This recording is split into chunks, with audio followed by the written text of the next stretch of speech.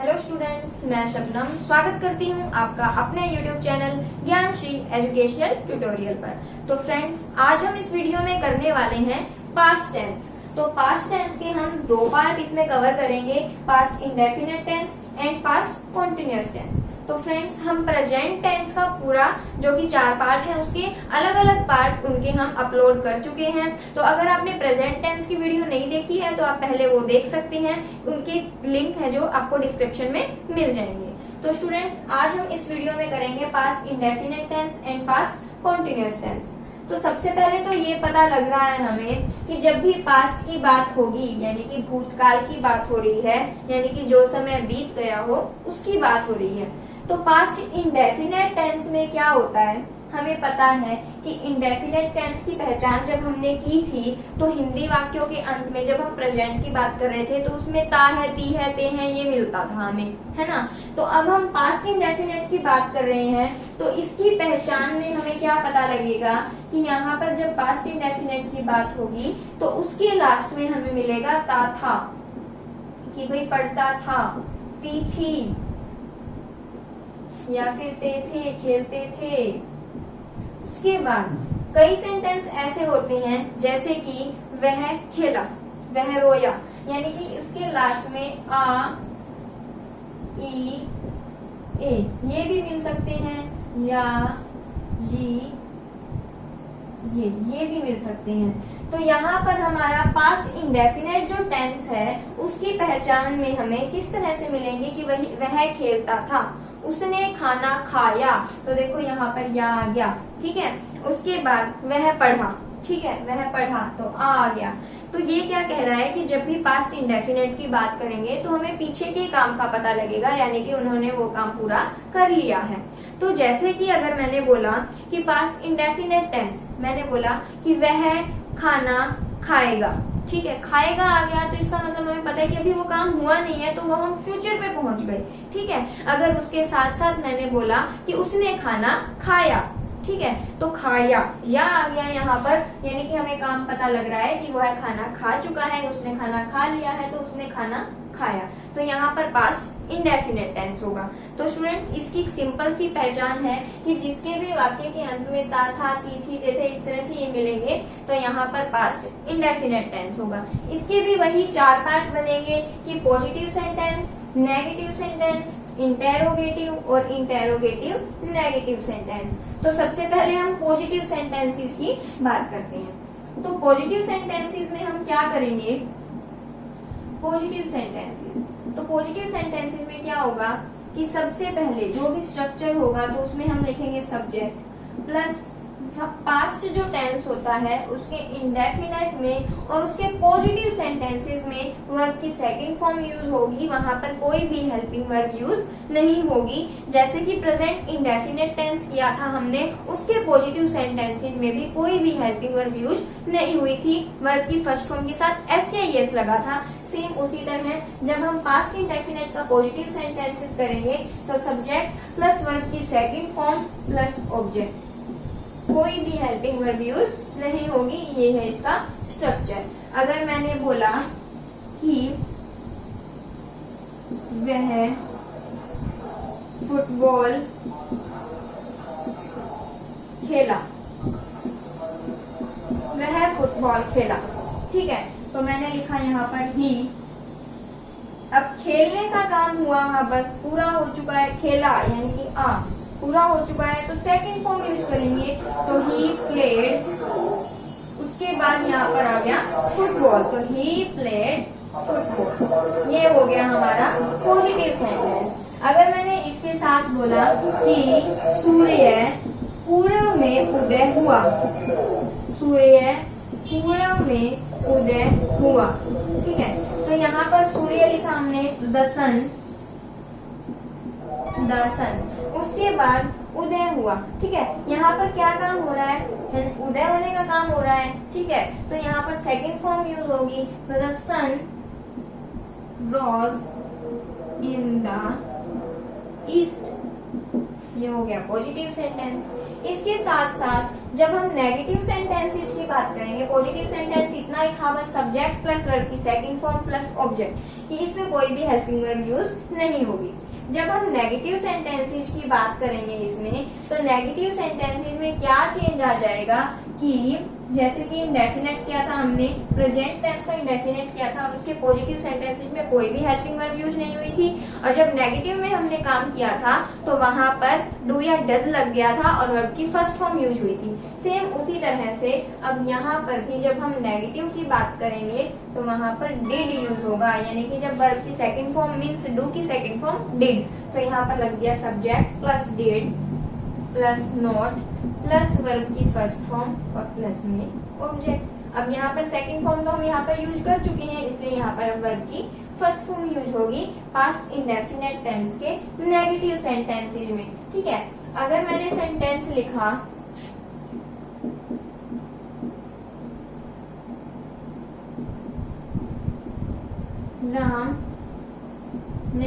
Ram football नहीं खेला, अगर मैं यही सेंटेंस लिखती हूँ कि राम फुटबॉल नहीं खेला, ठीक है, तो अब हमें पता लग रहा है कि ये काम तो पूरा हो चुका है। भाई किसी ने पूछा राम फुटबॉल खेला था, नहीं, राम फुटबॉल नहीं खेला, ठीक है, तो यहाँ पर ये नेगेटिव सेंटेंस हो गया, तो मैंने लिखा यहाँ पर राम। अब नेगेटिव आ गया तो नेगेटिव में हम क्या लगाएंगे, डिड लगाएंगे, क्योंकि do did done second form use करनी है। भाई पास्ट में हमें पता है सेकंड फॉर्म यूज होती है, तो हम क्या करेंगे, डू डिड सेकंड फॉर्म लगा देंगे। तो हमने यहाँ पर यूज किया डिड, क्योंकि नेगेटिव सेंटेंस है, उसके बाद लगाया हमने नॉट। अब सेकंड फॉर्म का काम हो चुका है, याद करने के लिए हमने ये तरीका किया है कि भाई सेकंड फॉर्म का काम हो चुका है, अब वर्ब की फर्स्ट फॉर्म आएगी, तो Ram did not play football, negative sentence. ठीक है, इस तरह से अगर हम और कुछ भी ले सकते हैं, मैंने पानी नहीं पिया, ठीक है, मैंने पानी नहीं पिया, तो I did not drink water, इस तरह से नेगेटिव सेंटेंस। अब जब इंटेरोगेटिव सेंटेंसेस की हम बात करेंगे, तो इंटेरोगेटिव सेंटेंसेस में क्या होगा, हमें पता है कि जो भी हेल्पिंग वर्ब यूज होगी वो हमारी सब्जेक्ट से पहले आ जाएगी, इस चीज का हमें पता है। तो हेल्पिंग वर्ब हमारी क्या यूज हो रही है, डिड यूज हो रही है, तो जो डिड है वो सब्जेक्ट से पहले आ जाएगी। किस तरह से लिखेंगे, यहाँ पर डिड प्लस सब्जेक्ट प्लस, उसके बाद हम इंटेरोगेटिव में लगाएंगे वर्ब की फर्स्ट फॉर्म प्लस ऑब्जेक्ट और लास्ट में क्वेश्चन मार्क। सिर्फ यही करना है हमें कि did plus subject plus verb की फर्स्ट फॉर्म और प्लस में ऑब्जेक्ट। हमें पता है कि जब भी इंटेरोगेटिव सेंटेंसेस की बात करते हैं तो जो भी हेल्पिंग वर्ब यूज हो रही होती है हमारी, वो उठकर सब्जेक्ट से पहले आ जाती है। तो आगे यहाँ पर अब मैंने लिखा कि क्या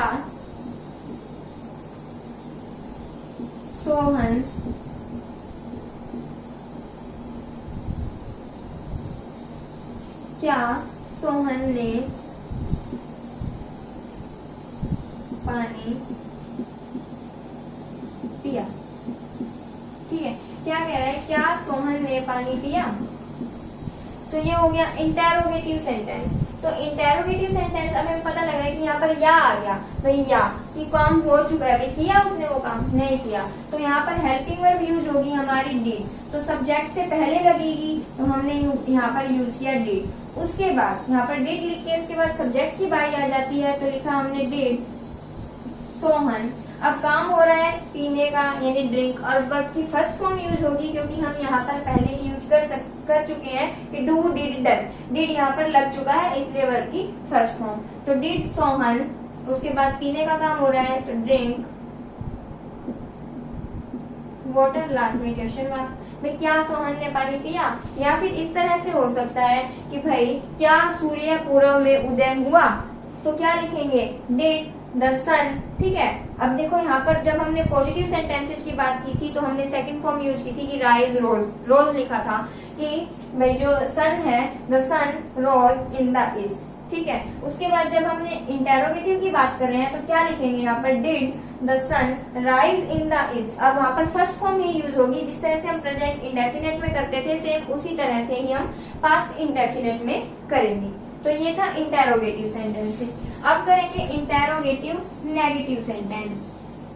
तो इंटेरोगेटिव नेगेटिव सेंटेंस में क्या करेंगे हम कि जहां पर क्वेश्चन भी होगा और नेगेटिविटी भी होगी कि भाई क्या सोहन ने पानी नहीं पिया, क्या मोहन ने खाना नहीं खाया।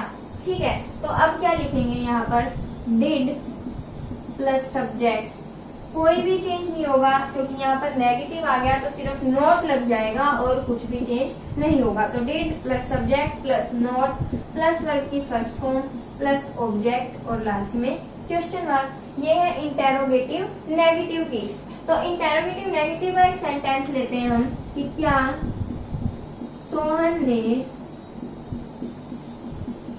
खाना नहीं खाया, क्या सोहन ने खाना नहीं खाया, लास्ट में क्वेश्चन मार्क। तो भाई क्या सोहन ने खाना नहीं खाया, भाई मान लो कोई बच्चा है, सुबह सुबह उसकी मम्मी किसी के पास जिम्मेदारी लगा के जाती है कि तू इसको खाना खिला दी हो, तो वो शाम को आके पूछती है क्या सोहन ने खाना नहीं खाया, बोलती है नहीं खाया। तो इसमें क्या पता लगा हमने कि भाई वो काम हो चुका है, भाई इसने खाया है या फिर नहीं खाया, तो वो पास्ट में बात हो चुकी है। तो क्या कह रहा है कि अब सोहन यहाँ पर सिंगुलर है या प्लूरल है, हमें इससे कोई मतलब नहीं है क्योंकि यहाँ पर डिड लगेगा, एक ही हेल्पिंग वर्ब है तो यहाँ पर लगाया हमने डिड, उसके बाद सोहन।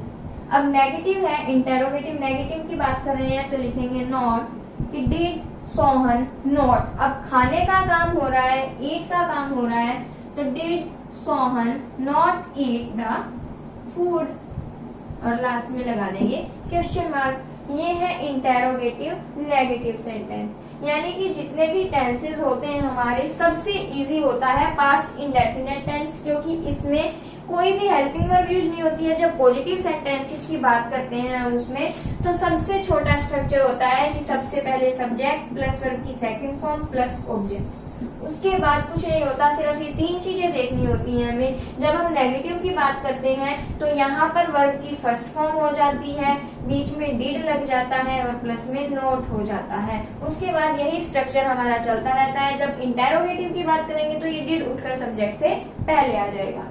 तो यहाँ पर हमने किया पास्ट इंडेफिनिट टेंस, सबसे इजी टेंस है। कोई भी इसमें कोई सीमा नहीं है कि भाई हाँ ये करना है। सेंटेंस पढ़ते ही हमें समझ में आएगा कि भाई ये काम पहले ही हो चुका है या उसने खाना खा लिया है, वो खाना खा चुका है। तो इसमें क्या है, क्या सोहन ने खाना नहीं खाया, तो did Sohan not eat the food. उसके बाद जब हम पास्ट इंडेफिनिट के बारे में बात कर चुके हैं, तो अब हम इसके साथ साथ बात करेंगे पास्ट कॉन्टिन्यूअस टेंस के बारे में। तो पास्ट कॉन्टिन्यूअस टेंस में क्या होगा, कॉन्टिन्यूअस जब हमने प्रेजेंट में किया था तब हमें पता लग गया था कि उसमें क्या था, रहा है, रही है, रहे हैं, इस तरह से हमने बात की थी। तो जब हम पास्ट कॉन्टिन्यूअस के बारे में बात करेंगे तो पास्ट की बात हो रही है तो उसमें था आ जाएगा, यानी कि रहा था, रही थी, रहे थे, इस तरह से। तो जब बात करेंगे पास्ट कॉन्टिन्यूअस टेंस की तो देखते हैं उसकी पहचान क्या बनेगी। लिखते हैं पास्ट कॉन्टिन्यूअस टेंस।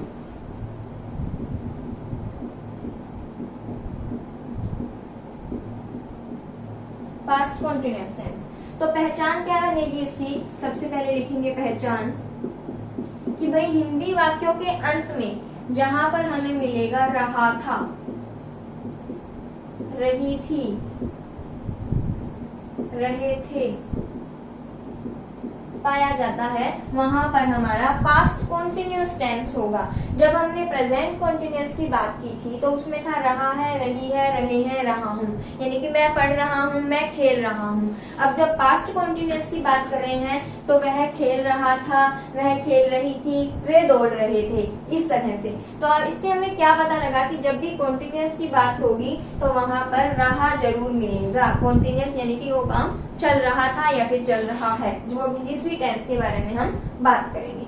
तो अब इसके बारे में पॉजिटिव सेंटेंसेस, इसके भी चार टाइप से सेंटेंस बनाएंगे हम कि पॉजिटिव सेंटेंसेस या फिर एफर्मेटिव सेंटेंसेस, नेगेटिव, इंटेरोगेटिव और इंटेरोगेटिव नेगेटिव सेंटेंसेस। तो पॉजिटिव के बारे में बात करेंगे तो इसका क्या स्ट्रक्चर बनेगा, तो इसमें जो भी यूज होगा यानी कि जब सब्जेक्ट प्लस, अब पॉजिटिव सेंटेंसेस की बात कर रहे हैं तो जब पास्ट कॉन्टिन्यूअस टेंस की बात करेंगे तो उसमें हेल्पिंग वर्ब यूज होगी वाज और वर। उसके बाद वर्ब की फर्स्ट फॉर्म आईएनजी और प्लस में ऑब्जेक्ट। ये है पॉजिटिव सेंटेंसेस का स्ट्रक्चर। अब हमें सब्जेक्ट का भी पता है, वर्ब की फर्स्ट फॉर्म का भी पता है, ऑब्जेक्ट का भी पता है। कंफ्यूजन कहाँ पर होगी, वाज और वर में, कि भाई वाज किसके साथ लगेगा और वर किसके साथ लगेगा। तो हमने क्या किया, लिखा इस तरह से आई, ही, शी, इट और सिंगुलर। उसके बाद लिखा वी, यू, दे और प्लूरल यहाँ पर।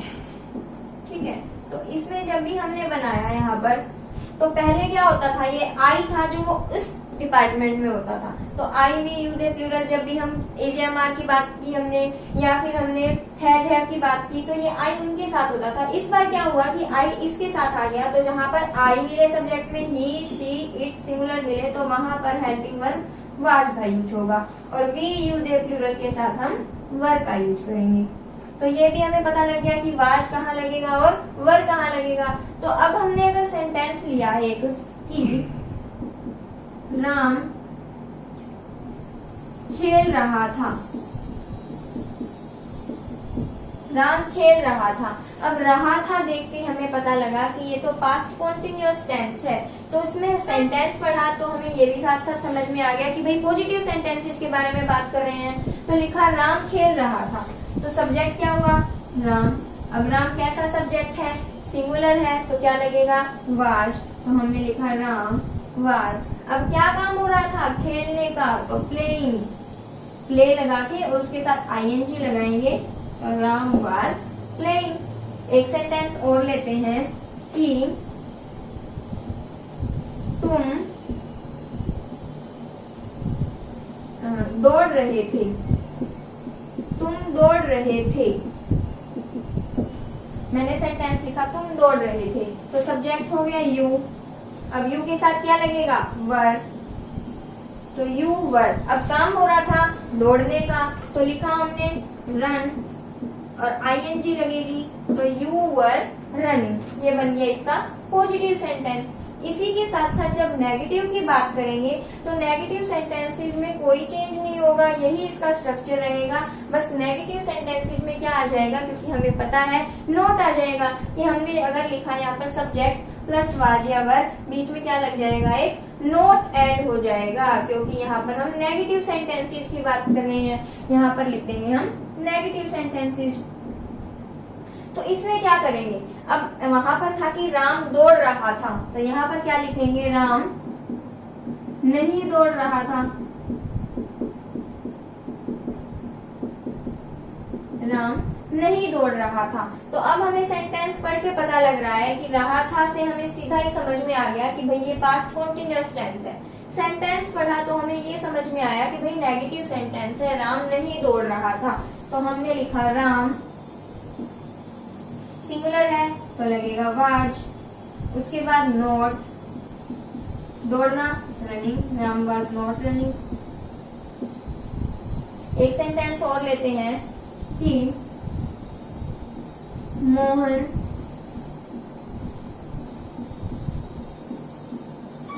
अंडे नहीं खा रहा था,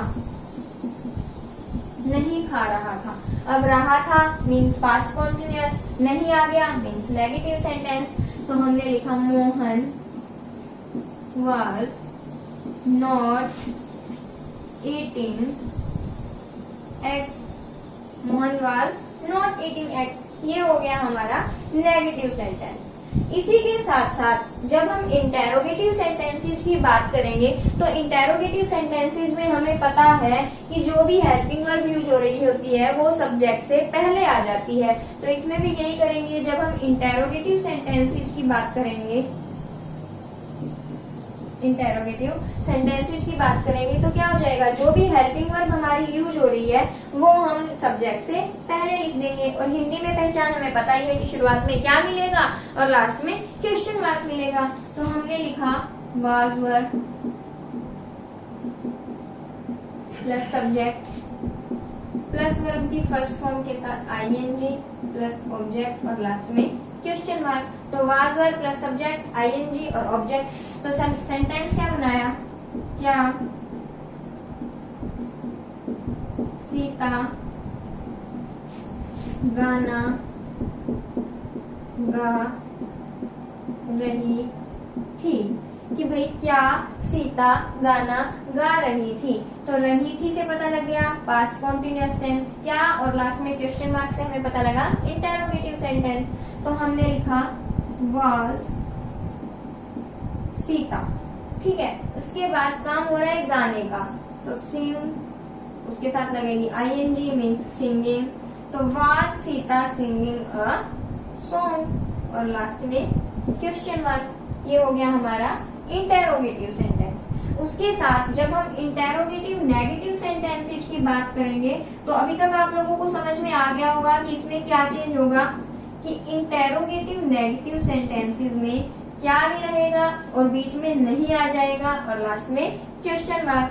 तो स्ट्रक्चर क्या बनेगा कि सब्जेक्ट से पहले हेल्पिंग वर्ब, फिर subject plus note plus verb की फर्स्ट फॉर्म के साथ ing प्लस ऑब्जेक्ट, और लास्ट में क्वेश्चन मार्क। ये इसका स्ट्रक्चर बन जाएगा।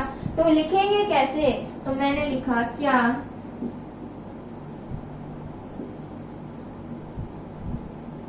मोहन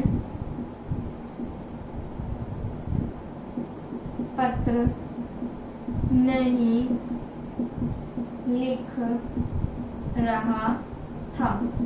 क्या मोहन पत्र नहीं लिख रहा था मीन्स पास्ट कॉन्टिन्यूअस टेंस, क्या नहीं लास्ट में question mark means interrogative negative sentence. तो किस तरह से बनाएंगे, अब मोहन है यहाँ पर सिंगुलर है, हम इसको प्लूरल भी बना सकते हैं, क्या मोहन और सोहन पत्र नहीं लिख रहे थे। तो हम क्या लिखेंगे मोहन, यानी कि अब ये इंटेरोगेटिव नेगेटिव सेंटेंस है, तो हमें पता है कि सब्जेक्ट से पहले हेल्पिंग वर्ब का यूज होगा। तो मोहन सिंगुलर है, तो हम लगाएंगे यहाँ पर वाज मोहन। उसके बाद कह रहा है नोट, तो यहाँ पर लग जाएगा नोट, वाज मोहन नोट। काम क्या हो रहा है, लिखने का काम हो रहा है means writing. Was Mohan not writing, अब काम क्या हो रहा है, यानी लिखने का काम हो रहा है। अब लिख क्या रहा है, पत्र लिख रहा है, तो was Mohan not writing a letter, और लास्ट में क्वेश्चन मार्क।